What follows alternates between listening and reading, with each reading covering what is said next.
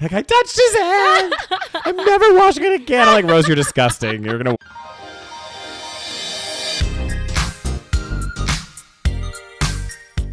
Hi, and welcome to the SaVeg Podcast. I'm Rose, also known as Cheap Lazy Vegan on YouTube. And I'm Daniel, one of your favorite guest stars on Cheap Lazy Vegan's YouTube channel.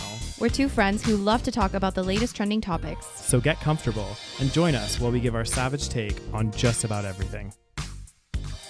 You are currently listening to the previous episode of this podcast, but if you would like to listen to this week's episode and get some exclusive content, go over to patreon.com/thesavagepodcast. Hello, everyone, and welcome back to this week's episode of the SaVeg Podcast. Hello, guys. Welcome back. Welcome back.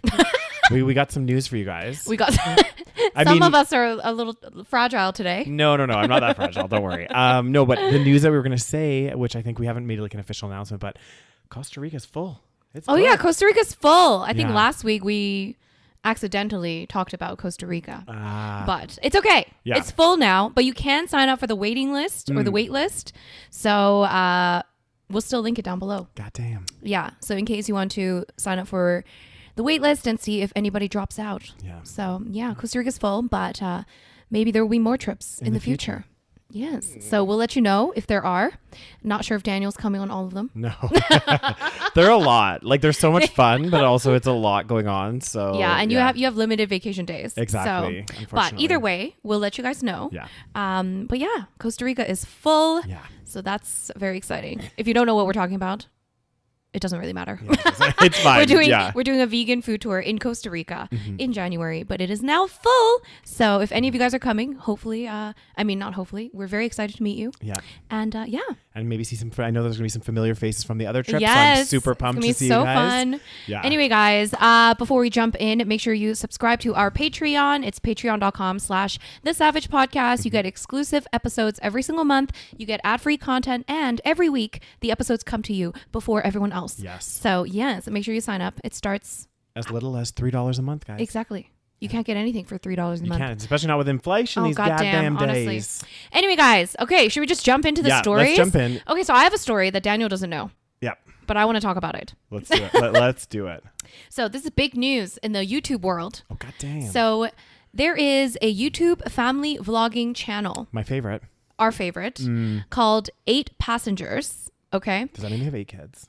I think so, because that's what it means, right? It's like 8 passengers, or like maybe they're a family of 8 in total, like 2 parents and 6 kids. Usually it'll be like, I'm assuming it's like a driving situation. Right. You have like the driver and then 8, maybe it's like 9 people in the family. I don't know. Okay, but it kind of makes sense because I think they're like a Mormon family. Okay, it's always these Mormon. Okay. If you're Mormon, I don't think there's any Mormons listening to this. I don't think there is, Rose. But it's always like this Mormon family that's like really fucked up. But I also think that like a lot of the time, part of the reason why a lot of really super religious families have so many kids is because they're not such proponents of like birth control and stuff. Yeah, and, exactly. Like, contraceptives and all that kind of stuff. So it's like they having sex, they having kids. They having too many kids. Mm-hmm. So this Mormon family called 8 Passengers. So they had this YouTube channel that was like really, really massive. I think they had like 1 or 2 million subscribers at one point. Yeah. And then I think they eventually shut their channel down because they started getting all these allegations of like child abuse based on their content. Okay. So like what they were putting out there. So what I remember, one of the things was like one of their kids was like, I don't know, very young, maybe in like kindergarten or grade 1. And the mom was like saying how, she forgot to pack her lunch. So I sent her to school without any lunch kind of thing. Yeah. So basically she's like not feeding her child. That's like a form of punishment. Yeah. And another thing I think I remember was, I think one of their kids that was like a teenager, his punishment was he either got his bed taken away or they basically like took away all his privacy, like got rid of his door or something like this. So basically a lot of people I remember made a lot of content about how it was, they were kind of abusing their children. Yeah.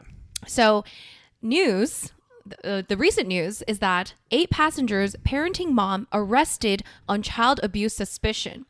So recently, so she's from Utah, okay? This Utah woman who ran a popular parenting advice YouTube channel is facing child abuse charges after her malnourished son escaped from home. Oh my God. Like, it's so much worse than what I would have imagined. So Ruby Frank and her business partner, Jody Nan, whatever her last name is, were arrested in Utah this week. So the officials found Miss Frank's 10-year-old daughter in a malnourished condition at her partner's house. Both women are charged with 6 counts of child abuse on Friday. So basically, I guess the 12-year-old son climbed out of the window, ran to a neighbor's house and asked for food and water. And then they said that the child appeared emaciated and malnourished with open wounds and duct tape around the extremities. Oh my God. I know. And then, so the, law enforcement arrived and then they were like, okay, this is severe malnourishment. The boy has been taken to the hospital due to his deep lacerations from being tied up with rope and from his malnourishment. And then they went into the house and then found the 10-year-old daughter, who was also taken to the hospital. So officials later obtained a search warrant, and then in total 4 children were taken into the care of Family and Child Services. So so their charges are basically physical abuse, malnutrition, and severe emotional harm. And they became YouTube famous in 2015 for a channel called 8 Passengers that discussed parenting. Oh, you're right, of 6 children. So it's 8 people in total. 6 children. So they gained over 2 million subscribers before it was deactivated earlier this year. So maybe they didn't quit. Maybe it got deactivated because of the allegations. Yeah, YouTube crackdown or something. Exactly. The vlogger has faced a backlash for the past for her strict parenting measures described on the channel, including her son claiming he slept on a beanbag for several months as punishment, and Miss Frank describing withholding meals as another disciplinary measure. And the beanbag incident led some viewers to call local child protective services. And basically, and then I guess she started maybe another YouTube channel. So she also appeared on YouTube videos posted by the other person that was arrested, Miss Hildebrandt, who is a counselor and a life coach. And in one such video posted in May 2022, Miss Frank described herself as Miss Hildebrandt's sidekick and questioned why so many children were suffering from depression. I never expected my second grader to come home and say, so-and-so has anxiety and so-and-so has depression. Something is off. What the fuck? Basically, the two are known to have like very questionable parenting tactics. Yeah. And the oldest daughter of the 8 Passengers family, Sherry Frank, shared a post on Instagram after her mother's arrest saying that she and her family are so glad justice is being served. Oh my God. So basically, like I think the older kids have like cut them off. Yeah. Which kind of shows, That is so fucked up. It's so fucked up. Like the thing is, like, we've always talked about vlogging channels and how they're kind of semi-abusive, and questionable. This is the thing. I want to know what other people's thoughts are on this, because like I want to put the question out to the audience is like, what are your guys' thoughts on these like family channels? Vlogging. Like, we've talked about it a few times on the podcast, and this is an extreme example. This obviously is a very extreme example. But I'm not saying that all family vloggers are doing what this 8 Passengers were doing. Obviously there's some serious stuff going on. If kids are like escaping with like duct tape on their extremities and like malnourished, begging for food and water, like that's not normal at all. But I think just in general, like, I don't think that, like, I have a really big problem with family vlog channels, like a really big problem. Because I think the thing is, I mean, I don't have kids, but like there's just so much, I feel like, wrong with having a family vlog channel. I do. Yes, I like, agree. And we talked about this before, how there's like, for example, like child stars, for example, they become famous in Hollywood or whatever. Like, it's not good for them either. A lot of them, go crazy. Yeah. But also during those things is they're typically on like a project, like a movie or like, a TV show where they have a separation between like work and then their life. Whereas these kids are growing up where it's like, their parents are encouraging them, like, be fake for the camera, smile for the camera, cry for the camera, do all this stuff. And there's no separation in their life. Like, it's like they're constantly, having to push out content. Yeah. And like the kids might not even not want to. Like a 4-year-old is not going to have a conscious choice to be like, I don't want to be on this family vlog. And even if they said to their parents, I don't want to be on the family vlog, the parents would probably still be like, you're on the family vlog. Yeah. It's fucked up. Yeah. I feel like I don't know, like I would feel very uncomfortable even if I had like, even if we're doing this podcast and I had a son or a daughter and they came running up to here, I'd probably cut that part out. You know what I mean? Yeah. Like I don't know. I just feel like I might talk about having a family, but I wouldn't feel good, especially my young kids, to have put them on not even just like a segment. It's like constant, right? Like, because those family vlog channels, it's like every day, not every day, but like a couple times a week usually. So it's like, that's a lot. It's a lot. Yeah. I know. It's really fucked up. And like, you're like using your kids for money and for clout and entertainment. And it's just like, this is a very extreme example. Yeah. But it's kind of, it goes to show that, I mean, I guess the people that were calling them out were right. Yeah. Because it's like, because in some parts I was like, okay, it does sound a bit crazy that she's, you know, sent, first of all, like expecting her, 5 or 6 year old child to know how to pack her meal, and she didn't bring it. So therefore she doesn't get food. Yeah. That does sound quite like extreme, but also not to the point where I would imagine this happening. Yeah. But then it's like, yeah, the people that were calling them out, they were right.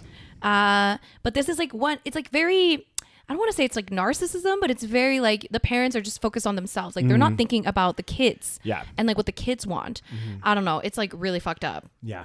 And also, it's like the internet. You want to put your kids out there. Like, it's a very dark and dangerous place. Exactly. Well, and also, like, think about it. Like, these are things that are going to be, like not haunting your kids, but, like, when you post stuff on the internet, like, it doesn't go away. You know, even if you delete it, someone's probably taken a copy of it somewhere. Yeah. Someone's snipped it. Someone's done whatever, right? And it's, like, there are moments that, like, you know, some of those family vlog channels, like, oh, my daughter has her first period. Oh, my God. I know. And, like, it's all so of this kind of stuff. up. Which I think it's, like, it's like, your daughter now had to go through that, and when she gets older and like maybe gets a job or does something else, someone's gonna find her like period video. Yeah. You know, like it's just, I don't know, it just doesn't sit right with me. And also, if you're in school, you're probably getting bullied. Yeah. Like you're definitely gonna get bullied or like made fun of or something. I think a lot of them get homeschooled.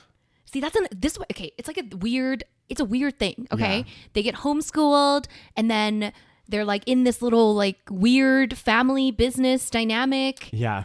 And then they don't grow up with other kids and do normal things. It's so fucked up. The whole thing is really weird. And the fact that they're so popular as well, it's kind of disturbing. Well, because there's a lot of little kids on there that like watch these like family channels, like, oh my God, you know, yeah, like, and they think like, oh my God, like I wish my family was like this. Well, and this another disturbing thing is these family vlogs are putting this image out there of this like perfect family, which we all know there's no such thing as a perfect family, and every family has like some sort of things going on. Right. But these little kids will watch on YouTube and see these families like, oh my God, having the best day ever.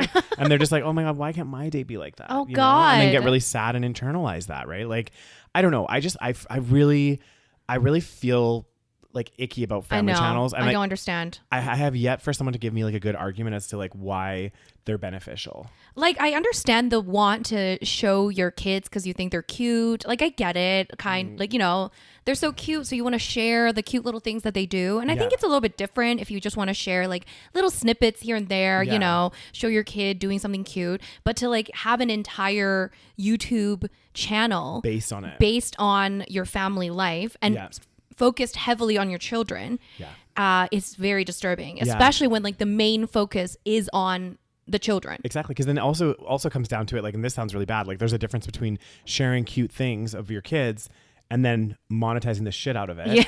And that begs the question, okay, so, you know, on these family vlogs, I don't know how they work, like, right? Like, let's say that family, that 8 passengers or whatever. There's 8 of them. So are the parents equally distributing the income? Is it like 8? They're not even feeding them. I know. This God is damn. This is what I mean. It's almost exploitative. It is 100% exploitative. In a sense, because I can guarantee you a lot of these family channels, the parents are the ones organizing it, right? Yes. So they're taking all the money, probably most of it. Yes. And they're like, then their justification is probably like, well, we take care of our kids. Oh, God damn. Paying for all that shit, so we're going to get all the income. Well, I've heard the other justification is like, oh, this allows me to stay home and be with my kids. But can you do content about something else? Exactly. Well, this is what I mean. It's like, and like, imagine your kid's having a bad day and doesn't want to do, like, I know, you know, and you're forcing them on video. Like that one story that we talked about a while ago where this mom was like trying to get her son to cry on camera. Yeah, She's like, just cry, make it seem believable. Yeah. And it's like, people are doing this shit. Like, oh, God. that goes on behind the edits and everything, right? Like, there's like, I don't know. Is it the family vlogging that's the problem, or is it capitalism driving us to all need to have money, and therefore, I don't know. You know what the root of all evil is, Rose. Capitalism. So I don't know. It all comes back down to capitalism. Exactly. So I don't know. I would be interested to hear your guys' thoughts on family channels. Do you guys think they're icky? Do you like them? Do you like, I'm not going to judge or anything, but I just personally, I really get the ick. Yeah, it's very icky. Yeah. It's like, oh, I'm making money off my children. It's like, oh, like I know. Go do something else. I know. It's really let weird. your kids grow up and be children. You Yeah. know, like, and have interactions with other kids and like become social and like, we're just moving them further and further from reality. Yeah. And what's more disturbing is that the more kids that they have, like a lot of these family vlogging channels, they just keep popping out more kids. Yep. Because every single time they have a new pregnancy, it's like the views skyrocket. Exactly. You know? Well, it's like pregnancy announcement. Yeah. Tons of views. Yeah. Gender reveal. Tons of views. Exactly. Birthing video. Tons of views. So then your question is like, are they actually wanting to have more kids, or are they just doing it just to make fucking money? Like I feel like there must be some level, probably they're not thinking this, Yeah. but it must be in their subconscious mind, Yeah. 'Cause they're like, oh, I mean, we kind of want kids, and also it'd be great for the channel. Yeah.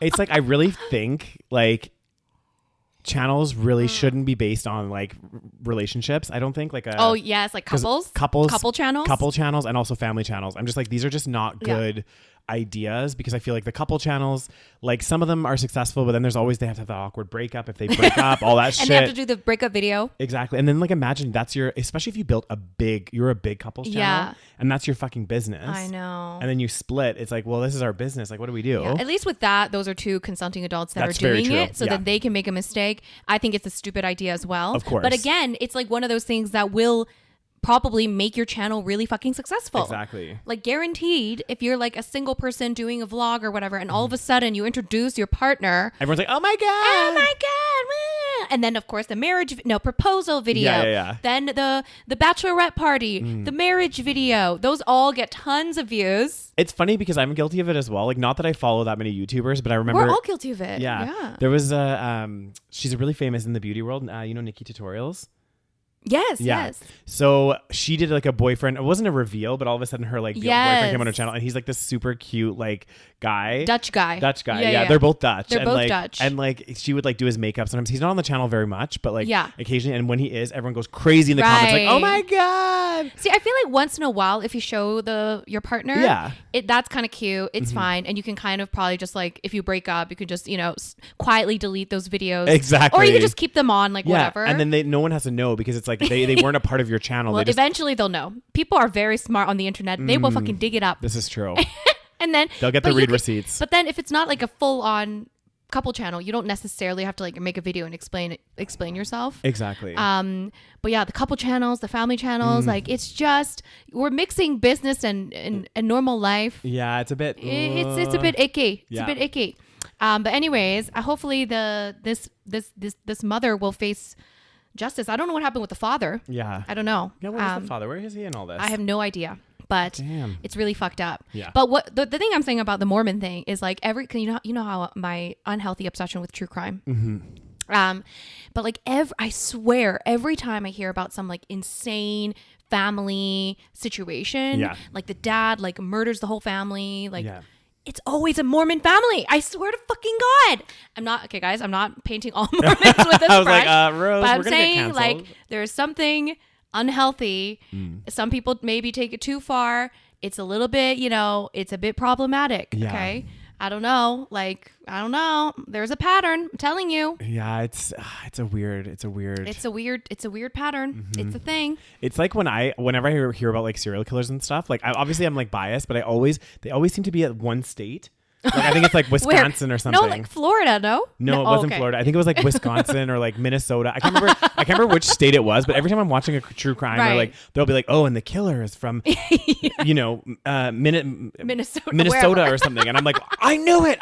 They're always from there. It's like the place. They're always Mormon or they're from Minnesota. Yeah. I swear to God. Like actually, we don't actually know if it's Minnesota. We're just making this up. Because I remember, I think I could be completely wrong, guys. Like I remember, like not that Stephen Avery, that's a scandal, right? But he was from that like area, and the person that actually committed the crime was from that area, I think. And then let's. What do you think about Stephen Avery? Is it called To Catch a Killer? To Catch a Murder? To Catch a Murderer, right? Something about the murderer. Or, oh my God, why can't we remember? I used to love this. I loved this. I know. Everyone was obsessed. Making a murderer. Making a murderer. There you go. What do you think? Is he innocent? Well, I don't know, because this is the hard part is obviously a documentary has a point of view, right? Yes. And so they're going to do everything they can to portray that point of view. Sure. Although some of the facts that were being put out were really hard to like digest, right, in the sense that like, you know, like the blood samples and the, you know, how there was not really substantial evidence, but yet it seemed to point to a conviction. So I don't know. I don't necessarily think, and it was weird timing how he just won the lawsuit against the state. Yes. For a previous crime. So he was going to come into like millions of dollars. Yes. Because he was already previously wrongly convicted. Yes. And then all of a sudden, right when he wins that case, right before the state pays anything out, all of a sudden he's convicted of another murder. Exactly. A body miraculously appears in his house. I'm like, it's like, a little suspicious. Yeah, it's a little bit like, and then that lawyer that came in that was like so. The fucked up one or the the two good ones. The good ones. Yes. Yeah, and it was that lady. Remember what was her name? Catherine something. Oh yes, the second one. Yeah. And she like was like so incredible, like recreating the scenes and like doing all this stuff. But yet I think he's still in prison. So he's definitely still in prison. I think he's in prison. But and it's so sad because I think his mom is like getting really bad with health and stuff. Oh God. Yeah. I thought he was innocent, but who knows? Again, I could have been just, you know, we could have been drinking, swept up in the documentary. Yeah, we could have been drinking the documentary Kool-Aid. But like, okay, I mean, this is very off topic, but okay. First of all, I just feel like, I don't want to be mean, but I just feel like, because I remember this one scene that like really kind of like stuck with me. Yeah. Was they were saying how like they killed her in the garage or something like this. There was some kind of shit happening in the garage. Yeah. They like slashed her or whatever in the garage. Oh God, it's so fucked up. Yeah. And it was like, and then they showed the image of the garage and it was like packed full of like so much junk and random shit. Like and they found like no blood evidence or anything. No, they found I don't think they found any evidence in the garage. Which is like, excuse me, you know, like when did he clean all this up? Exactly. Well, and I'm sorry, but like a room like that, you would find something. Yes. Because like if it's a room that's like super cluttered and there's like blood splatter or whatever it might be, like you are fucking finding it because there's no way you're going to clean a room like that. No way. And also like, no offense to him, but like, you know, he wasn't the smartest, sharpest tool in the shed. So I'm thinking like, how is he getting away with this with like very little evidence? I don't know. Yeah. So anyway, what do you guys think of that story? I'm sure you guys all remember this documentary. Let us know. I wonder what's going to be the update. What update? I said, I wonder if there's going to be an update with him. Oh God, I mean, who knows? I feel like people forgot about it now. It was such a big story when it first came out. And then I do remember some people said, oh, there's like another counter documentary that came out. Yeah. I don't know if I watched it. I mean, maybe I'll watch it and see. It's on Netflix. Maybe I'll watch it too. I don't know. I think the nephew is innocent for sure. Yeah. I don't know. God damn. I don't know. Some shit went down. Okay. Whether or not they're innocent, I feel like they did not prove beyond a reasonable doubt that he did it. So, but yet he still got convicted. He still got convicted. And also, you guys, sometimes you have to ask yourself, like, when the timing of certain things seems too suspicious, like you do have to kind of beg to question. It's like, okay, this guy was wrongfully convicted of murder the first time. Yes. It was like a grape and something else that happened. Mm-hmm. Then DNA evidence came out. They found out actually he'd been in prison for, I don't know, like 15 years or something. Yeah, for a very long time. A long ass time. And they're like, oh shit, actually we convicted the wrong person. You're free to go. So he obviously sued the state and was like, I was wrongfully convicted. You lost like 15 years of my life. Yeah. Won the lawsuit. And then right when he wins the lawsuit, before cent is paid out, a body appears in a burn bin on his property. And now he's convicted. Did the body appear on his property? I can't remember. It was like there was like a burn bin on his property or something. Okay, anyway. I have to watch it again, but like we're gonna have to watch this again. Yeah, something. It's gonna infuriate me. Yeah, it is infuriating. And then all of a sudden he's convicted again, and it's like I just don't believe it. I don't know. It's suspicious. What shitty luck. Honestly, if he's innocent, holy shit. What shitty luck. Well, I think now probably the state has to double down because like if he gets out innocent again. For the second time. Oh, no. Can you imagine what his lawsuit claim would be? Oh my God. And now they can't do anything because it's such a public case. Yeah. Anyway. Crazy as hell. God damn. Anyway, guys. Okay, next story. Sorry for the tangent. Switching gears for a minute. Switching gears. So guys, I saw this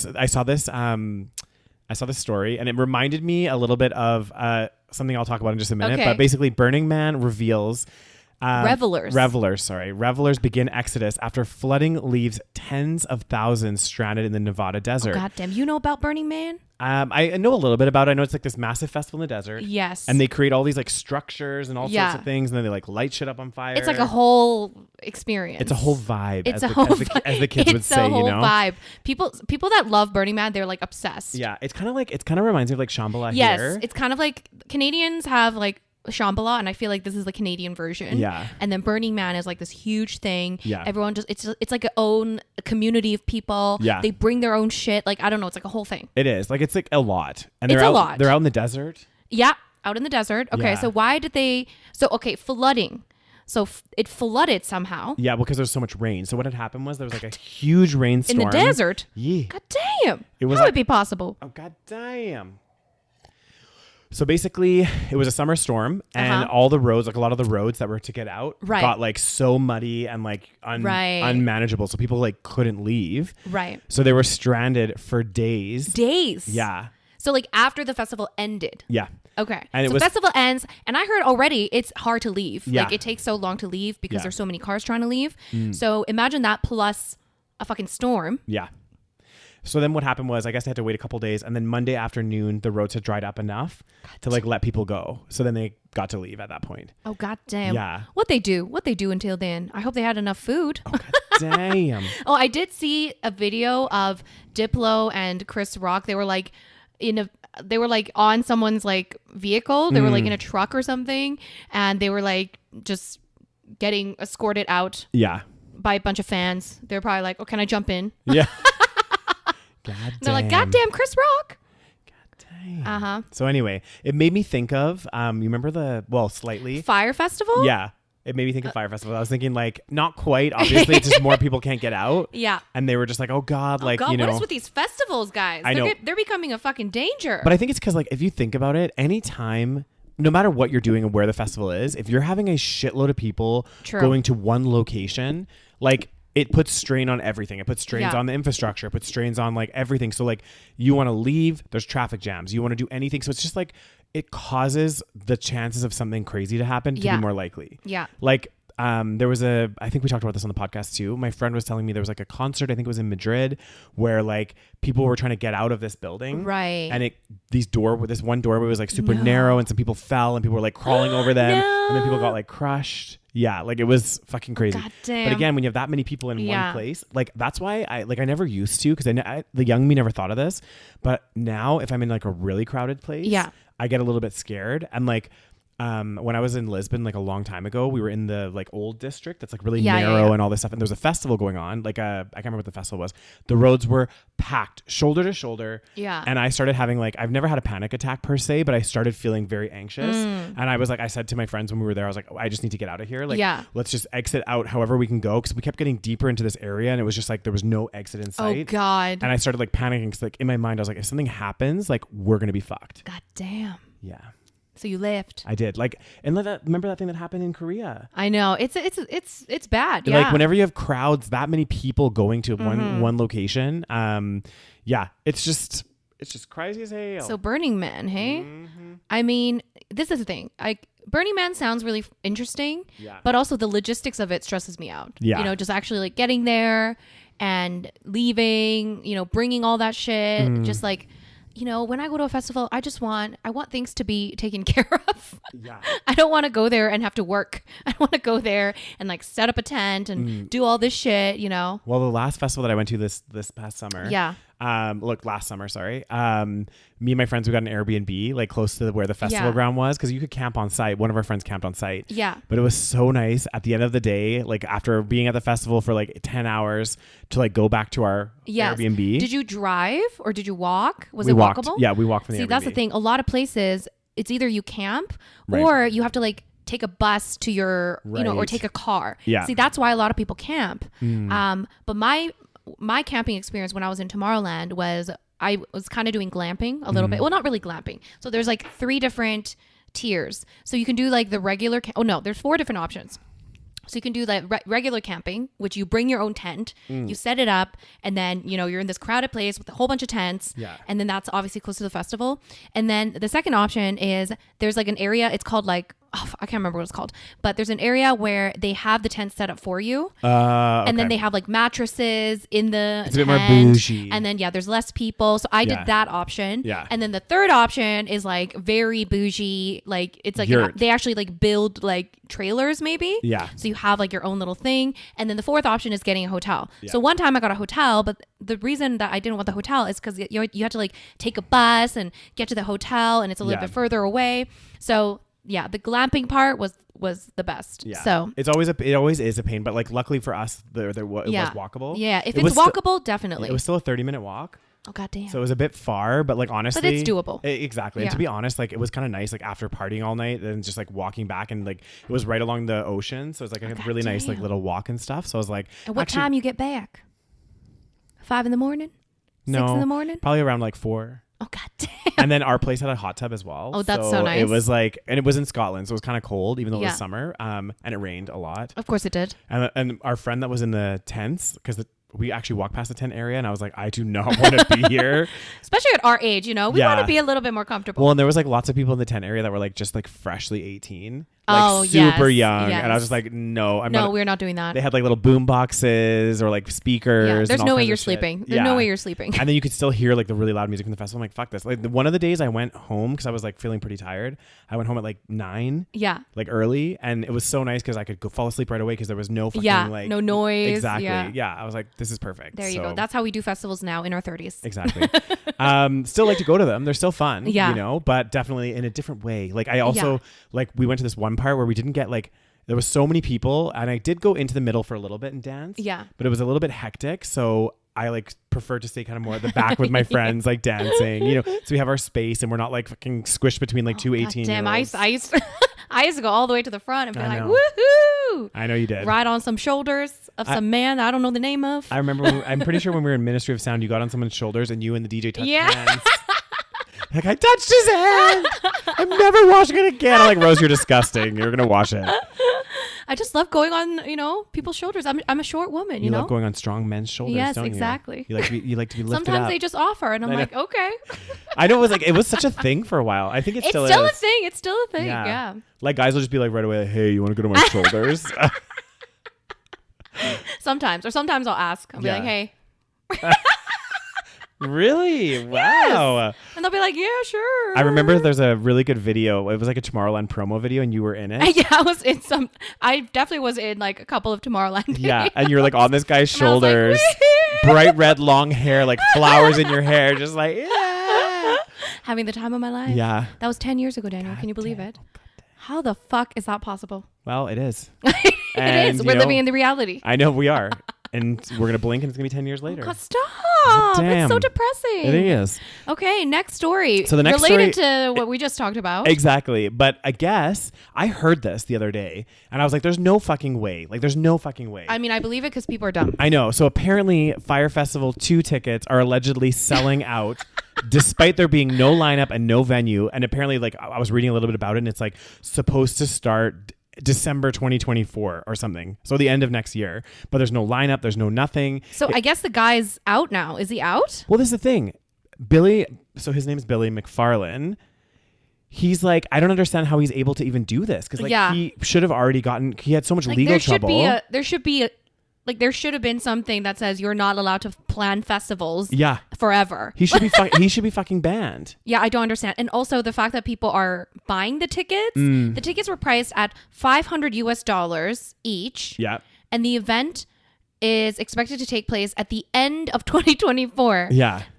So there's no official date, no musical lineup, or even a location. Yeah, and people are still buying the tickets. Not even a location, and people are buying tickets. And also, guys, we already saw what happened with this guy. Like, I mean, I'm sorry, guys. Like, this is going to sound really harsh, but like, how stupid are people?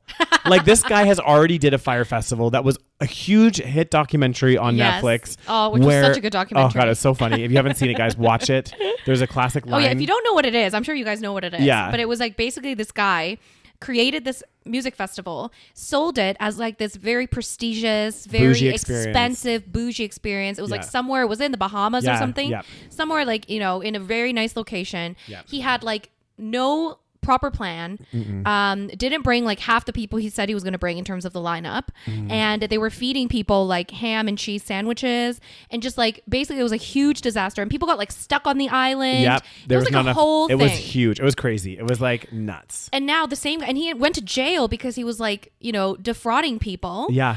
And then somehow, I guess he's somehow able to do this again.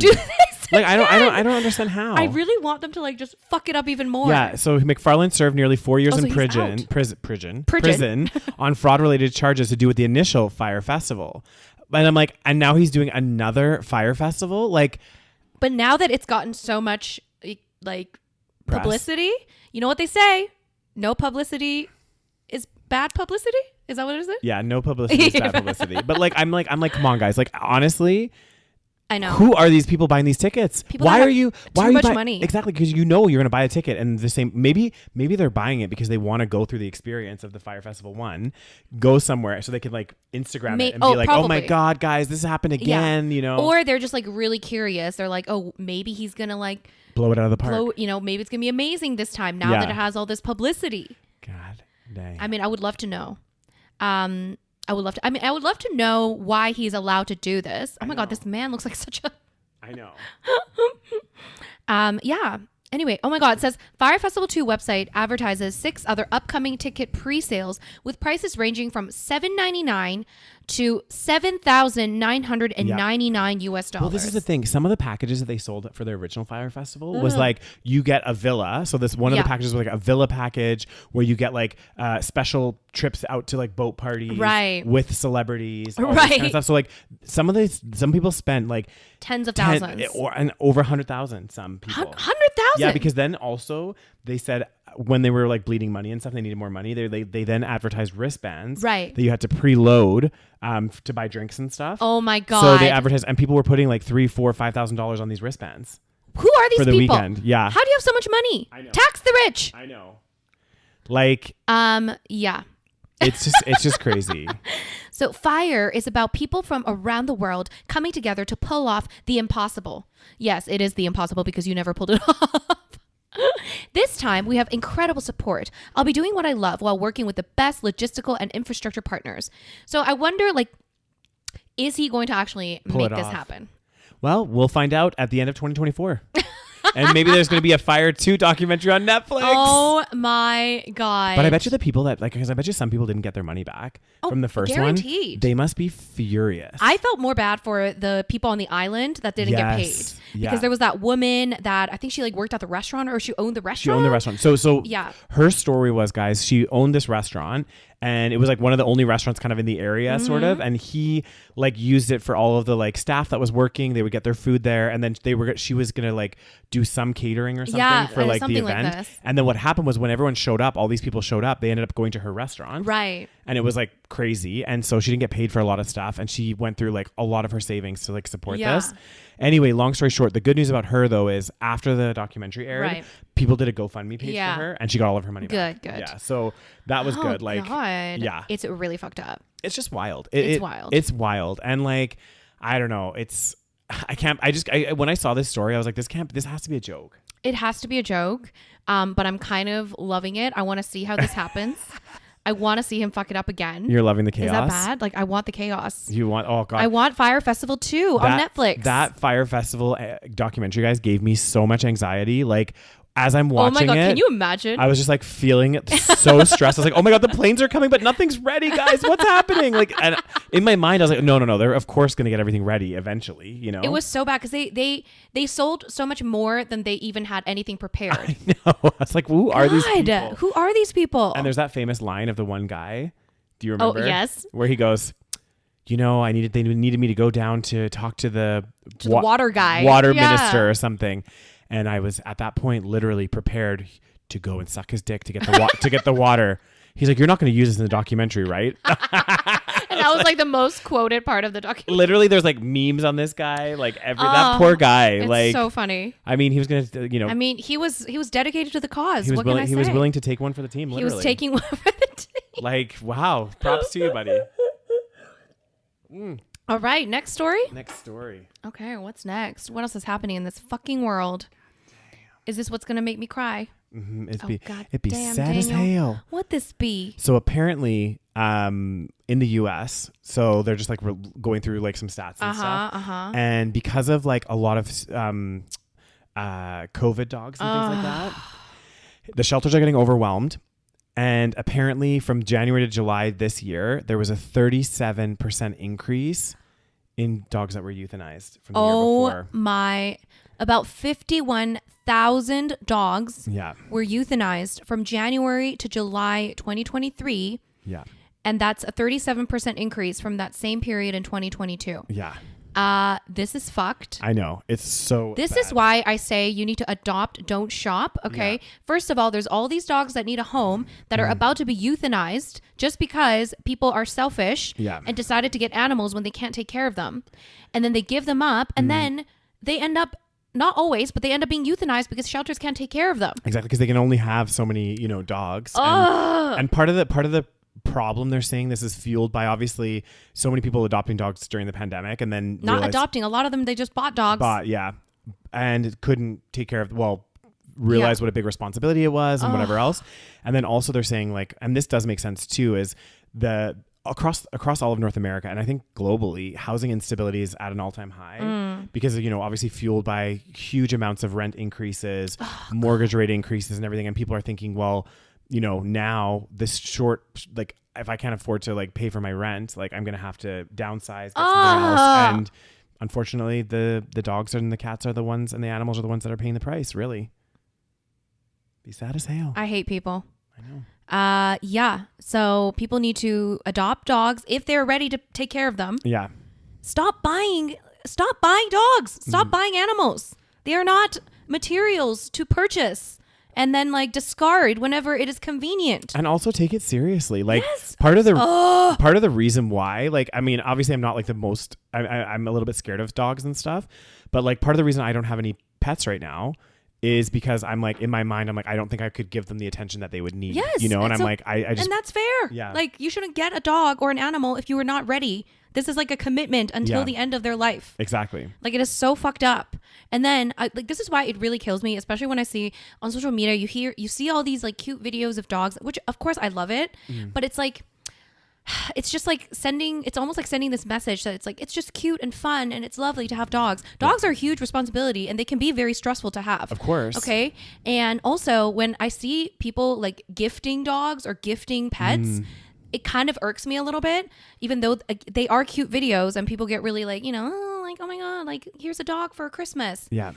That's like, obviously we don't know the backstory. Maybe they had a full discussion about it. Maybe it was like a whole thing, but there's a chance that, the person that's being gifted this animal, maybe they can't take care of the animal, so you have to be really cautious when you're gifting animals. Like this is not a fucking, you don't just gift a child to somebody. You're not like, hello, here's a child. Yeah. Like, take it. Why do you do that with animals? Like it's not normal. Yeah. And then this ends up with like this amount of like fucking animals dying. I know. For no reason. Fuck, it's so fucked up. It is really fucked up. Anyway, adopt, don't shop, everybody. Yeah. Message of today's podcast. Today's podcast. Brought to you by concerned advertisers. Stop. All around. It's so sad. It is sad. It's sad that it's like record. It's already sad that they're getting abandoned. Okay. Like the fact that they're getting abandoned is already fucking sad. Okay. Because these animals, they know exactly what's happening. Well, they may not know exactly, but they know that they're being abandoned. Okay. And then you fucking kill them. I mean, again, it's not the shelter's fault. Yeah. And then they have to be killed because they can't be taken care of. Like, fuck. It's just crazy. It's so fucking crazy. Yeah. Anyways, continue. Okay. I knew that story would make you a little bit emotional. I'm a little bit triggered. God damn. So adopt, don't shop, guys. So the last story that I have for us today. God damn. Is another fun story. I know. For fun times. We've talked about this a couple times because there was actually, before I go into the story, there was a controversial thing that happened in Canada where a lot of the grocery retailers had gone to the government and lobbied, basically saying, and I don't think any of them have acted on this yet. I think it's in the pipeline. Right. But basically they lobbied to the government and they said, look, we're not making enough money already. We're only making billions of dollars a year. And the credit card fees that the credit card companies charge us is too high. Right. So we want to pass some of these fees on to consumers because, we're not making enough money. We're only making, billions of dollars. Billions the of dollars. CEO hasn't bought enough yachts. Exactly. He's like, I need to get some more yachts, and we don't want to pay this fee. So instead of, putting pressure on maybe Visa and MasterCard to lower their fees, or telling the grocery stores, boo-hoo, you're making record profits, eat it. Yeah. Like literally eat it. There was an approval that grocery stores do have permission now to if they want to, which I haven't seen any of them do it yet. To charge a credit premium. card fees. Yeah, to charge a premium. So like if you want to pay with cash, your bill is $20. If you want to pay with credit card, maybe it's $21. You know what I mean? Like something like this, just to like recoup that extra charge. Ugh. That's on top of how much more expensive groceries are. Yeah. So not only are you hiking up prices beyond inflation, now you're going to charge. I mean, they're probably going to do this at some point. Like they are probably going to do it. Oh, of course. I mean, I don't see why they wouldn't. I mean, because it's like at the end of the day, it's like if one grocer does it, everyone else is going to do it, and then we're not going to have any options. Exactly. And there's only a few select big grocery chains in Canada. Exactly. So.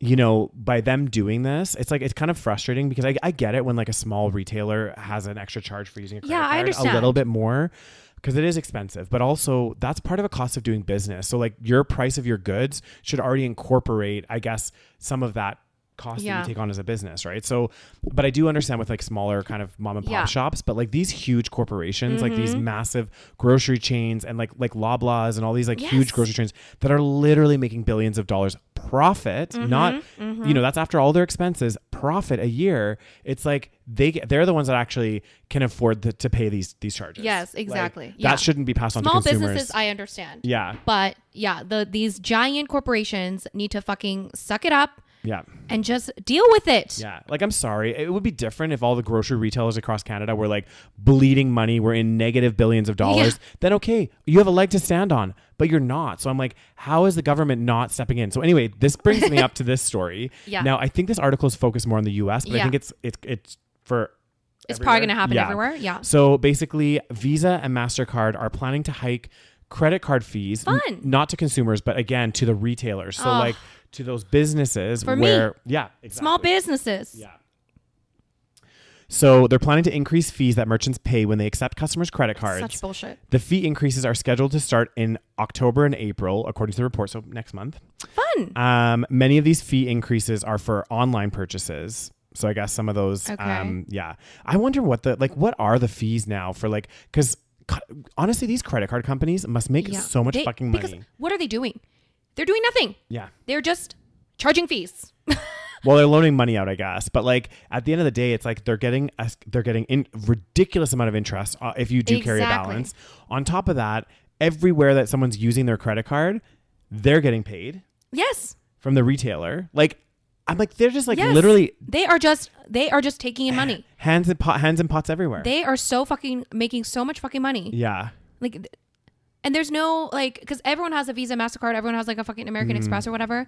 And it's like, they are not losing money. Let me tell you. Yeah. There's no reason to do this. Exactly. And there's a thing in Canada, at least, if you want to build your debt or build your credit, sorry, you want to build your credit score, which you need to take out loans and to get mortgages and do all that stuff. You have to, they force us to get credit cards. Yeah. And then now, I mean, we've talked about this before too, though, as soon as merchants are going to start charging for me to use my credit card, I'm just going to stop using it. I'll just, instead of using my credit card, because I use it for the points, I'm just going to use my Wealth Simple card. I know. It's so stupid though, because then the credit card, it charges you the annual fee. Yeah. Okay. Because not all credit cards have an annual fee, but if you want anything beneficial from having a credit card, like points and whatever, then you normally have to pay an annual fee. Yeah. Right? Yeah, you have to pay an annual fee. And sometimes it's not that cheap. It's $100, sometimes more than that. Yep. And then not only that, you have to pay it on time. And if you don't, they charge you fucking extreme interest. The most insane interest. I don't even know how that's been approved for it to be that high. It's ridiculous. And so many people have credit card debt. Yeah. Which means they are paying so much interest. Yeah. So, I mean, people that use it more responsibly like us, we're actually probably a minority.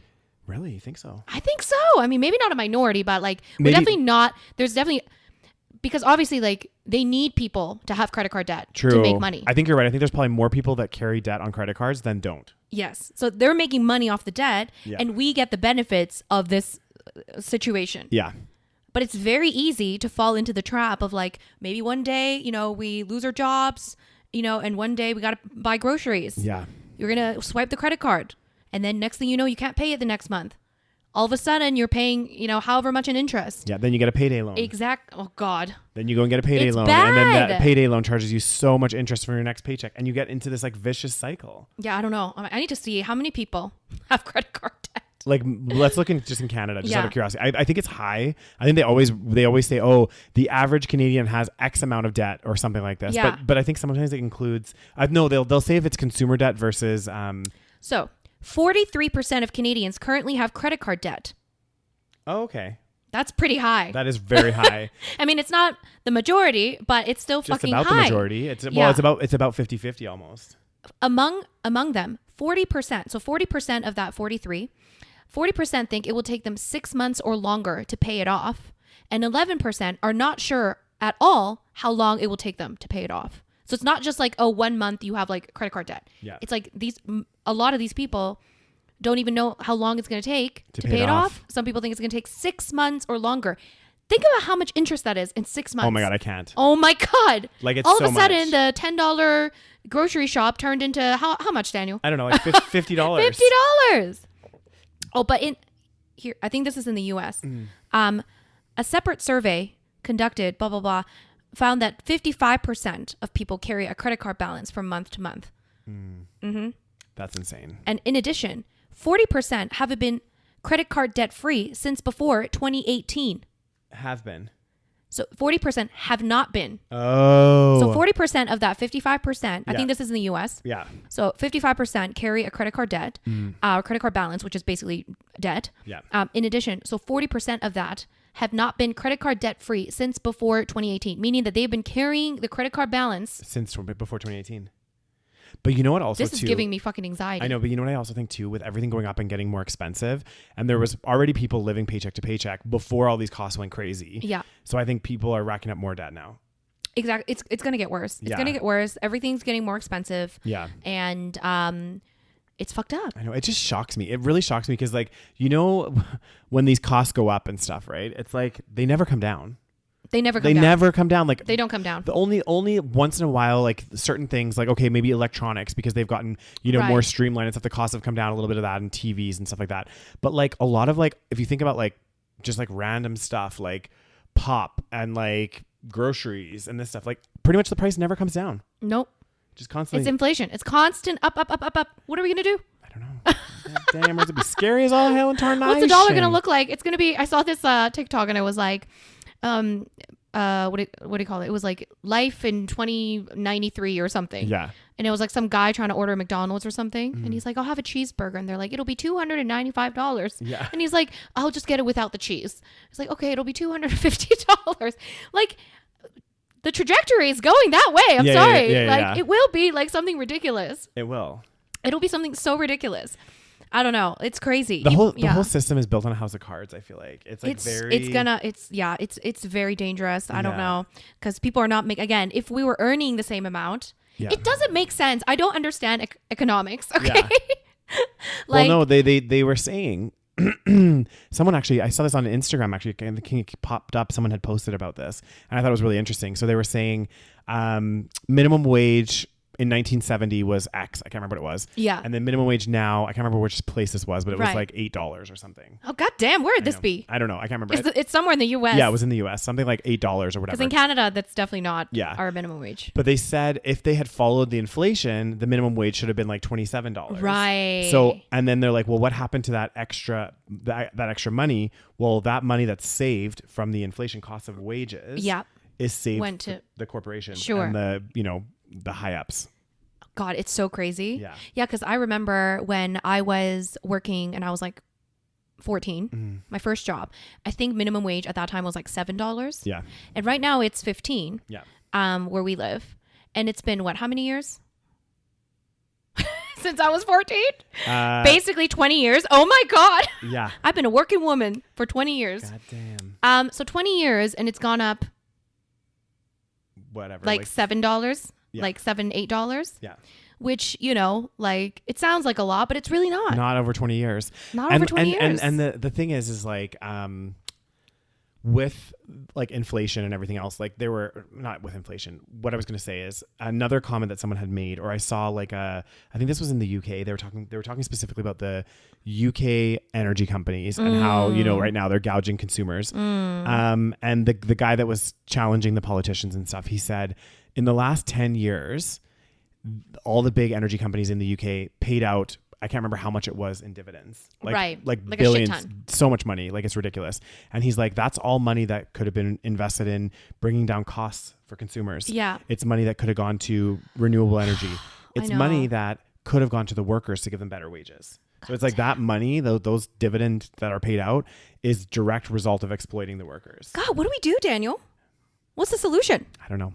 I saw this other TikTok, and it was this person that was like, you know, back in the day, like back when, you know, in the 90s or whatever, when we were growing up, you know, we look forward to the future. You know, we were looking forward to, oh, what could we innovate next? You know, what could we make? Like, oh, there's going to be robots in our future. You know, like, do you remember those days when we were young? Yeah. I remember, like, I distinctly remember seeing this cartoon, and it was like life in like probably 2020 or something. And it was like someone, like a robot giving you coffee or like, you know, making food for you or something. And it was like, you know, it was like exciting. And then this person was like, it's not exciting anymore because the future does not look promising. It looks very bleak. Like it's no one's excited about the future anymore. We're not like, oh my God, what's next? We're more like, oh God, what's next? I know, like what the hell's gonna happen? Well, and also going back to that though, initially we thought, hey, that's gonna be really cool. Have a robot come and get your coffee and do all this stuff. But then when you start to think about when we get to that reality, that's actually not a good thing because that's gonna be people out of jobs. Exactly. Right? We don't have a universal income, so those people that aren't gonna be working, you know, it's just, and then where does that cost saving go of not having an employee? Yeah. You know. I know. It's so fucked up. Yeah. God damn. What do we do, Daniels? Should we just live as if there's no tomorrow? God damn, that's what I'm thinking. Fast and furious. Maybe I'll take my credit card for a spin. maybe. I mean, what's the point of saving now, you know? God damn, just rack that shit up. No. No, now I feel like it's more important to save because I feel like this disparity is getting worse and worse. Yeah. So it's like we need to fight for our lives in the next like 10, 20 years. God damn, so if we don't have money, we're fucked. God damn, you'd be we are fucked if we don't have money. Yeah. So you better save, okay? No more trips for us. Oh, God. No more traveling. No more, you know, going out to eat at restaurants. It's fucking expensive as hell. Oh, my God. It's so expensive. God, I miss Southeast Asia. Should we just move to Southeast Asia? I know, oh, my God. It's so cheap, you guys. And I know that, like, you know, for us, it's cheap. It's not for the local people. For sure. But, like, God damn. Be cheap as hell. Especially, like, the thing is, also too though, like if you go to the really touristy places, I mean it's still relatively cheap. Fucking cheap. Yeah. But like if you go to the hole in the wall places, love a like hole in the wall. some of the places we went to in Thailand. Oh my God. I'm not kidding you. Like I think at one point I'm pretty sure it was like we met up with my friend and me and Rose and we split the bill for her. It was like nothing. And it was like, I don't know, like maybe for the whole three of us, like $10. Yeah. And then I think when we ate, because when we had lunch in Thailand, when it was like, so our trip was starting, but it was like a few of us that had gotten there already. Yeah. So we had lunch, and I think it was like 6 of us. Yeah. We had lunch at this like really like a major hole in the wall place, which so was delicious. Good, so good. And it was like, and I paid for it, and it was like, I want to say it was like $20. Yeah. That's crazy. Like something ridiculous. Like for the whole thing, we had like multiple dishes. Everyone was full. Yeah. We had waters. Like we had everything. And it was like $20. And I was like, oh my God, this is like the best thing ever. Yeah. And you know that they are Thailand is also experiencing inflation as well. So that's what their inflated prices, right? Like it used to be even like when I went backpacking through Thailand. Right. I mean, to be fair, it's all relative because Canada was like less inflated as well. And this was like 10 years ago. Yeah, it was 10 years ago. So when I was there, I remember similar. I remember it being even cheaper. I remember being like $3 would get me like so much stuff, like a beer and a meal. And like it was insane. And even in Bali, like again, the hole in the wall places, it was like delicious food and it would be like $2 a dish. Yeah, I do feel like, and maybe this is my perception because we were going to more like touristy places in Bali, like vegan specific restaurants. We did go to some vegan specific restaurants in Thailand and stuff, but they just felt a little bit like more hole in the wall. Yeah. I feel like overall, like I felt like Thailand was a little bit cheaper, but I could be wrong. I don't know. I think it's hard to say. Yeah. I think it was kind of similar. I felt like it's hard to say. Yeah, because like certain things that we did in Bali, like when we went to that beach club. Yeah, that was expensive, but that was like very, you know, it was like more bougie. I feel like Bali's very, very touristy, right? Like I feel like it's more, I don't want to say it's more touristy, but it's almost like it's basically an island built on tourism. Yeah. Whereas Thailand, I felt like there was, especially in like Bangkok, for example, maybe not so much in Phuket. Yeah. But in Bangkok, it was like, you know, you still have people that like a lot of people that just live there and like live normal life. Yeah. Whereas Bali is basically just like full on tourism. Yeah.